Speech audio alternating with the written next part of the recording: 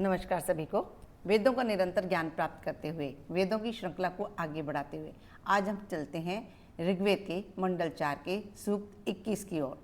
सूक्त 21 के ऋषि हैं वामदेव गौतम, देवता हैं इंद्र और छंद है तिष्ठो। वे इंद्रदेव ध्रुवलोक की तरह तेजस्व संपन्न हैं, उनके प्रभुत्व बल है, वे हमारी सुरक्षा के लिए पधारें। स्तुतियों से संतुष्ट होकर इस यज्ञ में हमें हर्ष प्रदान करें तथा रिपुओं को पराजित करने वाले बल को पुष्ट करें। जो इंद्रदेव शासक के समान रिपुओं को पराजित तथा उनका विनाश करने वाले हैं, उनकी कुशलता और सामर्थ्य मनुष्यों पर नियंत्रण करती है। हे याजकों, ऐसे ओजस्वी और प्रचुर ऐश्वर्य वाले देव की आप सभी प्रार्थना करें। हे इंद्रदेव, आप सभी मरुदगणों के साथ दिव्य लोक से, भूलोक से, अंतरिक्ष लोक से, जल से, सूर्य लोक से, दूर प्रदेश से तथा यज्ञ स्थल से हमारी सुरक्षा के लिए पधारें। जो इंद्रदेव समस्त महान ऐश्वर्यों के अधिपति हैं, जो प्राण रूपी शक्ति के सहयोग से गौओं की प्राप्ति के निमित्त संग्राम में शत्रु की सेनाओं पर विजय प्राप्त करते हैं, जो याजकों को श्रेष्ठ ऐश्वर्य प्रदान करते हैं, उन इंद्रदेव की हम इस यज्ञ मंडल में स्तुति करते हैं। जो इंद्रदेव समस्त लोगों को आश्रय प्रदान करते हैं और यज्ञ करने वाले याजकों के निमित्त गर्जना पूर्वक जल बरसाते अन्न उपलब्ध करवाते हैं, जो स्त्रोतों द्वारा वंदनीय हैं तथा कर्मों को पूर्ण करने वाले हैं, उन इंद्रदेव को याजक गण यज्ञों में हर्षित करते हैं। उशिक वंशज के आवास पर स्तोतागण स्तुति करते हुए जब सोम कूटने के लिए तत्पर होते हैं, तब वे इंद्रदेव आगमन करते हैं। वे संग्राम में हम मनुष्य की सहायता करने वाले हैं। वे याजकों द्वारा आयोजित यज्ञ के संपादक हैं। उनका क्रोध अत्यंत भयंकर है।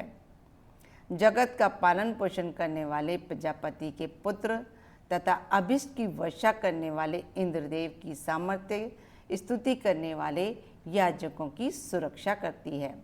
वह सामर्थ्य याजकों का पोषण करने के लिए उनके गुफा रूप हृदय में प्रकट होती है।